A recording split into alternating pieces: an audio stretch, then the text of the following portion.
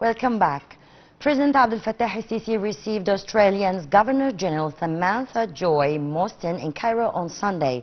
The talks discussed facilitating the entry of Egyptian exports for Australian markets and cooperation in the fields of culture, education and tourism, as well as strategic partnership between the two sides. More details. President el-Sisi received Australia's Governor-General Samantha Joy Mostyn in Cairo on Sunday. An official reception was held for the guests before talks were held in El Ittihadiyya Palace. Presidential spokesman Ambassador Mohammed al-Shinnawi said the visit coincides with the celebration marking 75 years of establishing ties between the two sides. He said el-Sisi valued contributions by the Egyptian community in Australia and its role in the Australian society. He said the meeting witnessed agreement by both sides on the need for boosting economic, trade and investment ties. He said el-Sisi reviewed promising opportunities for investment in Egypt, especially in the fields of clean energy, green hydrogen, agriculture, tourism and technological industries. He also added and reviewed investment opportunities in the Suez Canal's economic zone. The talks discussed facilitating the entry of Egyptian exports to Australian markets and cooperation in the fields of culture, education and tourism, as well as strategic partnership between the two sides. For her part, Australia's Governor-General stressed the need to boost Australian investments in Egypt and to expand culture ties, especially with regards to museums. The situation in Gaza also topped the agenda of the talks. And to shed more light on this issue, we are so delighted to be accompanied over the phone by Dr. Mongy Badr, Minister of Plenipotentiary and Board Member of United Nations Association of Egypt. Good evening, sir. Yeah, good evening for you and your viewers. Thank you, sir. Well, we will just go straight to the topic. Of course, it's the topic of the hour. It's the visit of the Australia's governor here in Egypt. Can you tell us more about the significance of this visit, especially in this time?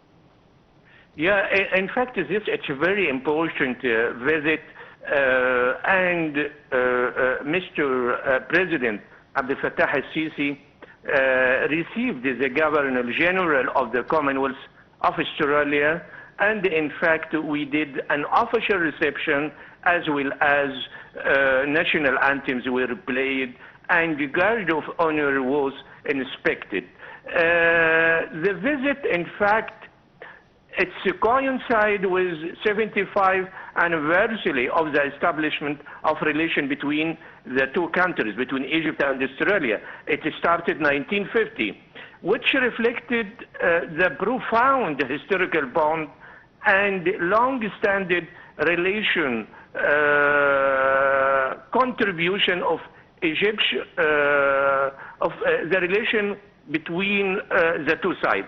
His Excellency, Mr. President el-Sisi, he valued the positive contribution of Egyptian community in Australia and its active role in building Australian society.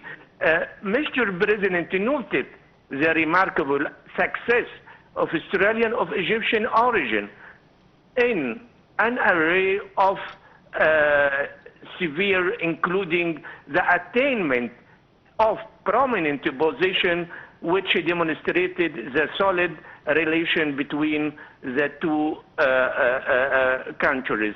Let me mention, if we mention about the role of Australian from the roots of Egypt, that we call it, this is the power, the soft power of Egypt in Australia, which in fact play very important role in developing relation, even economic relation, trade relation, agricultural relation, and also social relation.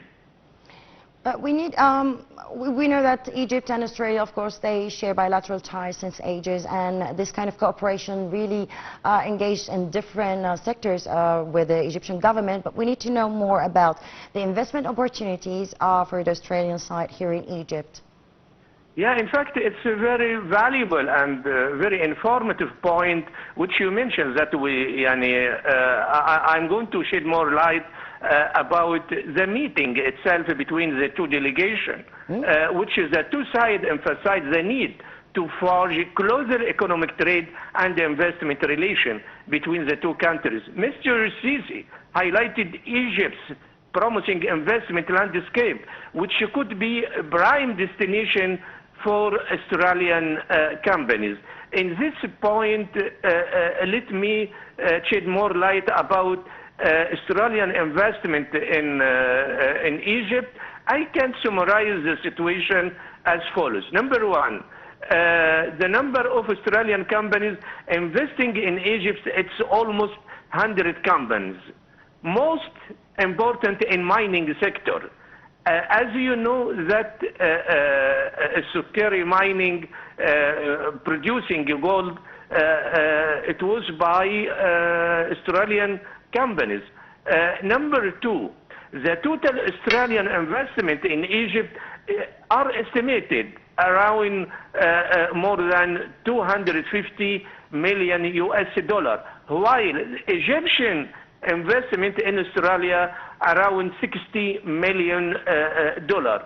This shows to you that Egypt also it's exporting foreign investment. We receive a lot of investment, but in the same time we are exporting investment.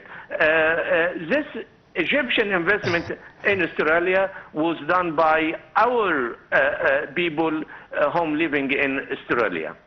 But what if we scale the volume of trade between, or the exchange between Egypt and Australia?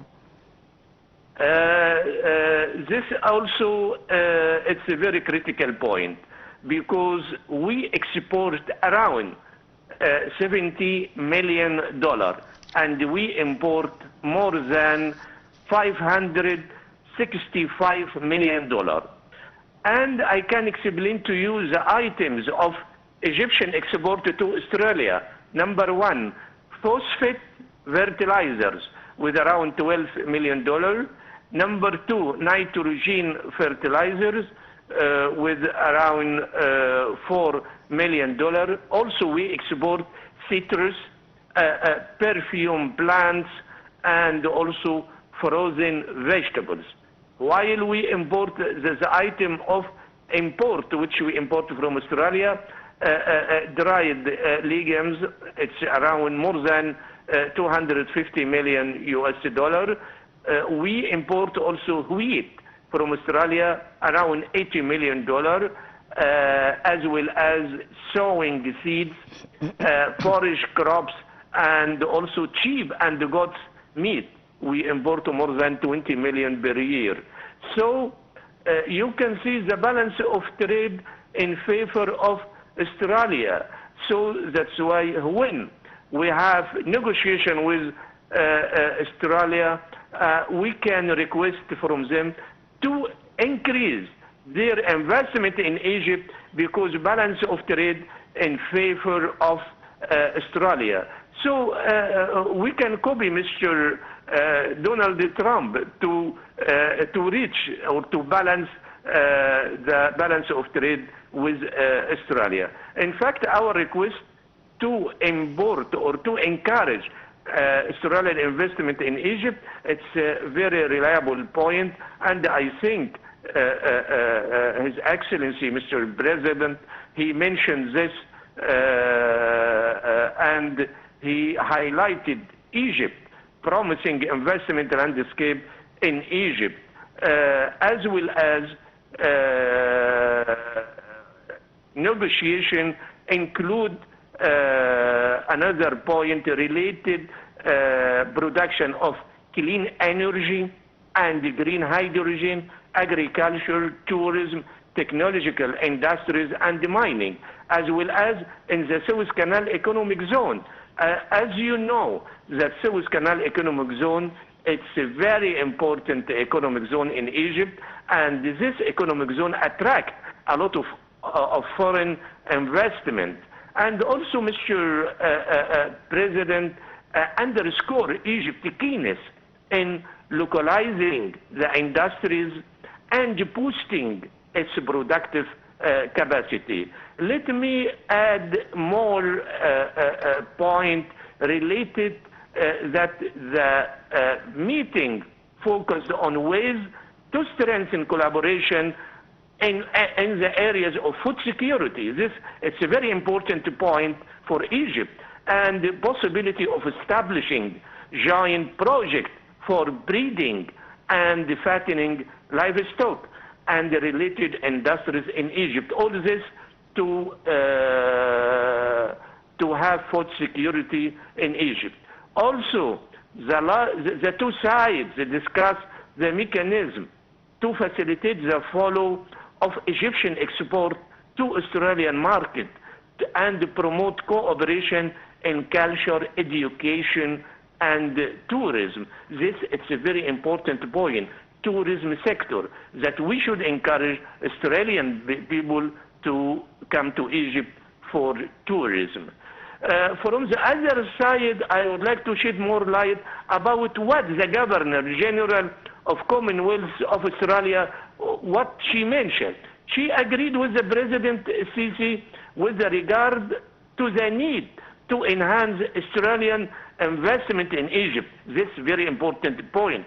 And also, she stressed the importance of bolstering cooperation and cultural investment, notably in museums, and given the high regard the Australian people have for the Egyptian culture. Again, this is the soft power of Egypt. Well, of course, we know that Egypt is doing a great job, lots of activities in different sectors. It's the path of the future when it comes to clean energy and greenery and such so. But, of course, the visit also tackled very important issues, so we need to shed light more on the issues that have been tackled through this visit when it comes to the regional issues. What was the top of the topics? Yeah, of course. Mr. President, he used to clarify Egyptian situation related regional topics. Of course, Gaza. The meeting also tackled the latest regional and international development of mutual interest, primarily the situation in Gaza Strip. The two sides reviewed Egypt unrelenting effort to achieve ceasefire between Israel and Palestinians, an exchange of hostage and detainees, and ensure the delivery of sufficient humanitarian aid into the Gaza Strip. I mean both of them, both delegations, strongly rejected the weaponization of starvation and its use as a collective punishment against Palestinian people. And in fact, it's a very sad point that they weaponize of starvation against our brother in Gaza. Also, both sides emphasize the necessity of reconstruction Gaza Strip in accordance with the relevant Arab Islamic plan, stressing the imperative to advance toward the implementation of the two-state solution and establishment of an independent Palestinian state in accordance with the resolution of international legitimacy. Well, Dr. Mongy Badr, the Minister of Plenipotentiary, Board Member of United Nations Association of Egypt, thank you so much for your informative call. And a short break, we'll be back.